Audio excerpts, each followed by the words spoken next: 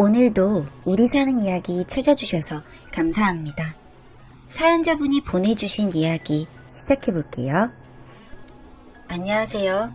제 이야기를 해보고 싶어 이렇게 사연 보내봅니다. 저는 중학교 2학년 무렵까지는 공부도 잘하고 선생님 말씀도 잘 듣고 친구들과 잘 어울리는 밝은 아이였습니다. 매년 반에서 반장을 맡으며 모든 친구들의 부러움과 선생님들의 사랑을 듬뿍 받는 모자람 없는 아이였죠. 그 무렵 제 생일에 일 때문에 항상 바쁜 엄마가 친구들을 집에 데려오라고 하시더라고요. 매년 생일 파티를 안 하고 넘어갔는데 올해에는 친구들과 함께 엄마가 해주는 생일상을 먹을 생각에 친구들을 잔뜩 불러 모았습니다. 그렇게 학교가 끝나고 친구들과 함께 저희 집으로 출발했어요. 제 입가에서 웃음이 끊이질 않았습니다. 왜냐하면 제가 태어나서 처음 있는 생일 파티였거든요. 그렇게 기분 좋은 하루를 보낼 줄 알았는데 바로 얼마 뒤에 문제는 터졌습니다. 저희 집으로 가는 도중 몇몇 친구들이 집이 왜 이렇게 멀고 길이 험하냐면서 투덜거렸는데 그 친구들이 그러자 다른 친구들도 같이 투덜거리기 시작했어요. 너무 멀어서 힘든가 보다 하고 그냥 듣고 넘겼고 그렇게 집에 도착했는데 정말 엄마가 음식을 많이 해놓으셨더라고요. 평소에는 보기 힘들었던 피자와 치킨, 햄버거 등등. 저는 그 상을 보고 너무너무 행복했습니다. 다 같이 축하도 하고 밥도 맛있게 먹어야겠다 하고 있는데 갑자기 몇몇 투덜거리던 친구가 집에 간다며 집에 들어오지도 않고 가버린다고 하는 겁니다. 저는 친구들을 붙잡으며 왜 그러느냐고 물으니 저희 집이 허름하고 벌레 나올 것 같고 더럽다고 하더군요. 충격 먹었어요. 다들 이런 집에서 사는 거 아닌가 싶었는데 더럽다고 하니까 당황스럽고 부끄러웠던 것 같습니다. 집이 더럽다는 소리를 듣고 나니 정신이 멍해지더군요. 저도 이쯤 되자 화가 나서 친구를 붙잡으며 우리 집은 엄마가 매일매일 청소도 하고 내가 바닥 열심히 닦는다고 말했더니 친구가 제 손을 뿌리치고 제가 잡았던 곳을 탁탁 털면서 더럽다고 하더니 가버렸습니다.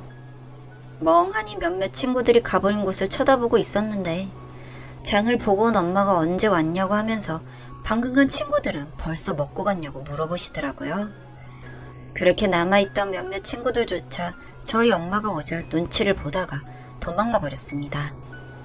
눈물이 막 나와서 엉엉 울자 엄마가 놀라 제 등을 토닥거리면서 왜 그러느냐고 물었지만 도저히 입이 떼어지질 않았어요. 제가 어떻게 엄마한테 친구들이 우리 집이 더럽다고 벌레 나올 것 같아 도망갔다고 말을 할 수 있을까요? 같이 집에 들어온 엄마는 음식이 손대지 않고 그대로 있는 걸 보고는 대충 짐작하신 것 같았습니다. 그렇게 그날은 제 생일이자 제 생애 최악의 날로 남겨져 버렸죠. 제가 아무 말도 하지 않고 계속 이불에 틀어박혀 울기만 하자 엄마도 더 이상 말을 걸진 않고는 조용히 음식들을 치우셨습니다. 엄마도 내 생일이라 음식을 열심히 차려주셨을 텐데 엄마한테 죄송한 마음보다는 친구들이 아까 한 말들이 머릿속에서 떠나질 않았죠.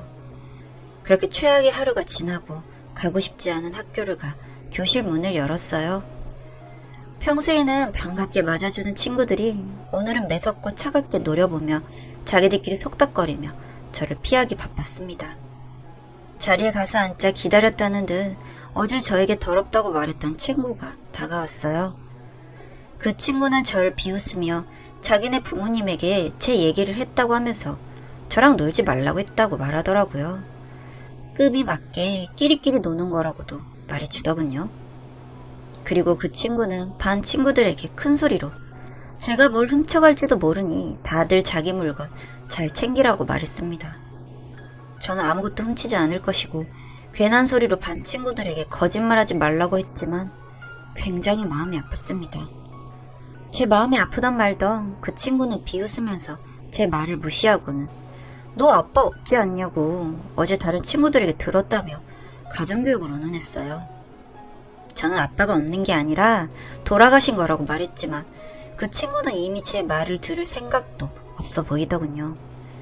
수업이 시작하고 그 친구는 자기 자리로 돌아갔지만 저는 화가 나고 억울해 눈물이 나올 것만 같았습니다.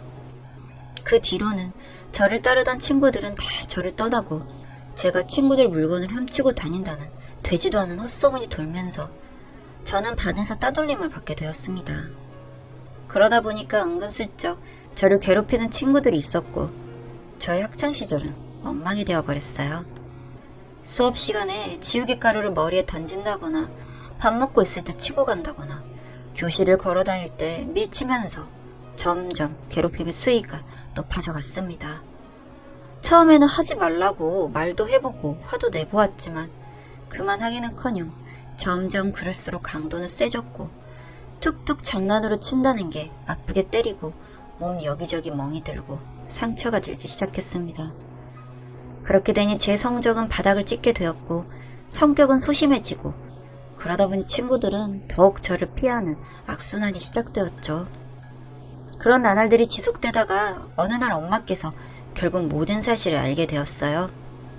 그동안은 일 때문에 저녁 늦게 들어오시느라고 모르시는 줄 알았는데 흙투성이가 된 제 교복이나 자고 있는 제 얼굴과 몸의 상처를 보고 저에게 캐묻듯 물어보셔서 결국엔 다 말했습니다. 이미 어느 정도는 알고 물어보신 것 같았죠. 그날 엄마는 굉장히 화가 나 보였고 저에게 괜찮냐고 이때까지 몰라줘서 미안하다며 껴안아주시고 다독여주셨어요. 저도 그런 엄마 품에서 위로를 받았습니다. 그렇게 강하게만 보였던 엄마였는데 저는 듣고야 말았습니다. 그날 새벽 화장실에서 새어나오던 엄마의 울음소리를요. 그렇게 그 밤이 지나갔고 엄마는 학교를 찾아오셨습니다. 한바탕 난리가 났죠. 저에게 폭력, 폭언, 괴롭힘을 가담한 모든 아이들이 누군지 다 밝혀졌고 그들의 부모님 또한 학교로 모이기까지 단 일주일도 걸리지 않았습니다. 부모님들께서 다 같이 모여 다 같이 이야기를 하고 저 또한 계속 불려가며 있는 사실대로 말을 했습니다. 그 과정에서 저에게 가장 큰 상처를 줬고 저를 주동적으로 따돌린 친구는 엄마가 저 애랑 놀면 수준 떨어진다고 같이 놀지 말라고 하지 않았냐면서 그 상황에서까지 저를 상처주는 말을 서슴없이 하더군요. 지금 생각해봐도 참 어른으로서 어쩜 그럴 수 있었는지 싶네요. 여튼 그 친구의 부모 또한 그 친구의 성향과 똑 닮아 제가 따돌림 받을 짓을 했다며 제 탓을 하며 저에게 상처를 주었습니다. 저는 도대체 그들에게 무엇을 그렇게 잘못하고 또 엄청난 잘못을 했던 것일까요? 피해자와 가해자가 있는데 가해자가 오히려 피해자 탓을 하다니 그 과정에 있어서 저뿐만 아니라 엄마도 상처를 많이 받았던 것 같았습니다. 괜히 나 때문에 엄마까지 이런 일을 당한다 생각하니 슬프고 마음 아프면서도 정말 용서하기가 힘들었습니다.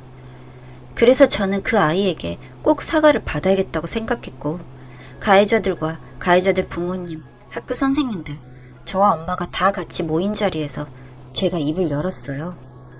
저희 아빠가 돌아가신 걸로 언어폭력을 날렸던 것에 대한 사과를 다른 것에 대한 사과보다 꼭 받고 싶다고요. 제가 더 어렸을 적 순수했던 시절에 엄마에게 다른 아이들은 아빠가 있는데 왜 저희 집엔 아빠가 계시질 않냐고 물었던 적이 있었습니다. 그러자 엄마가 들려주신 이야기는 놀라웠거든요. 엄마는 아빠가 예전에 영웅이었다고 말씀을 하셨습니다. 예전에 저희 동네에서 엄청 큰 화재가 발생했는데 그때 소방관이었던 저희 아빠께서 여러 명의 목숨을 살렸을 뿐더러 불길이 너무 세서 동료 소방관들도 불을 진압하고 나중에 들어가자고 했을 때 아빠께서 더 늦으면 구할 수 있는 생명들을 놓친다면서 혼자 들어가 몇몇의 목숨들을 더 구하셨다고 했습니다. 그러다가 마지막으로 들어갔을 때 다신 그 모습을 보이지 않으셨다고 했어요. 자신의 목숨을 잃을 것을 알면서도 아빠는 그 무서운 불길 앞에서도 두려워하지 않으셨다고, 그러니 영웅이었다고 그렇게 말씀해 주셨습니다.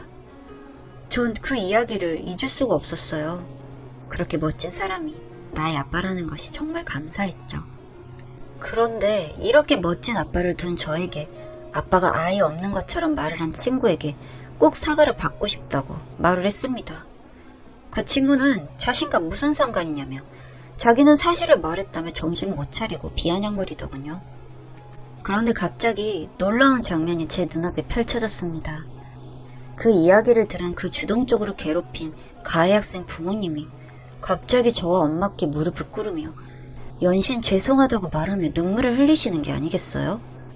그리고 감히 용서해달라고 말할 수도 없어서 죄송하다고 그 가해 학생을 옆에 같이 끌어안치며 울면서 소리 지르고 화내며 빨리 사과하라고 하길래 저도 그렇고 그 안에 있던 다른 분들도 다 놀라서 쳐다볼 수밖에 없었습니다.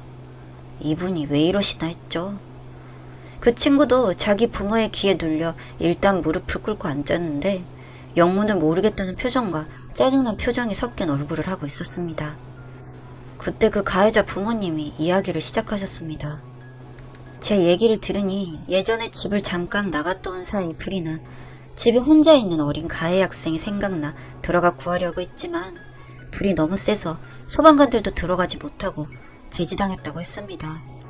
자신의 목숨을 버려서라도 아이를 구하고 싶은 부모 마음에 계속해서 옆에 소방관분께 울며 불며 제발 구해달라고 사정을 했는데 못 들어간다는 얘기만 반복해서 하셨다는군요.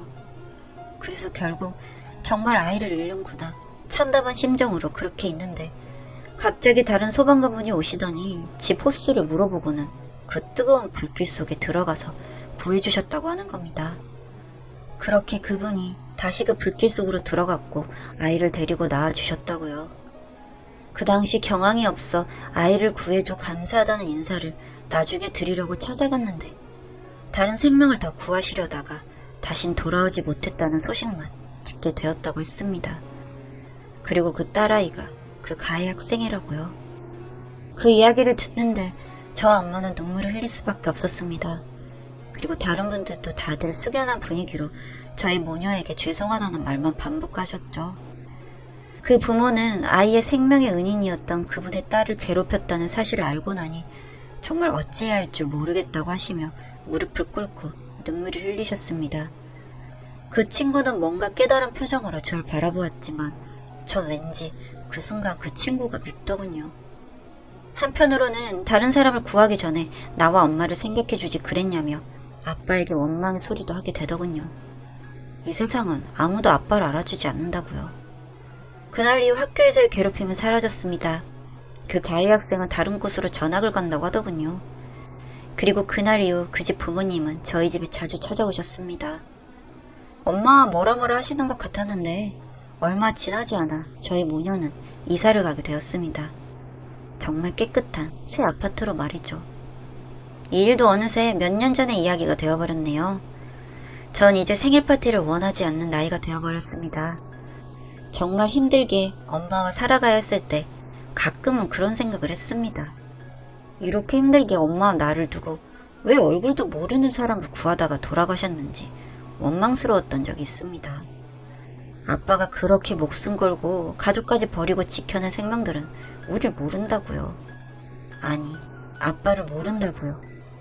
아니, 알고 있다고 해도 뭐가 달라지나요? 이 세상은 아무도 아빠를 알아주지 않는다고요. 그렇지만 이제는 저도 알 것 같습니다. 이 세상이 아빠를 알아주지 않고 잊어버린다고 해도 내 마음속에선 영원히 영웅이니 괜찮다고요.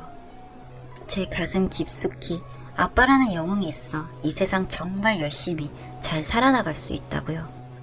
그렇게 또 다른 의미로 아빠는 제게 영웅이라고요.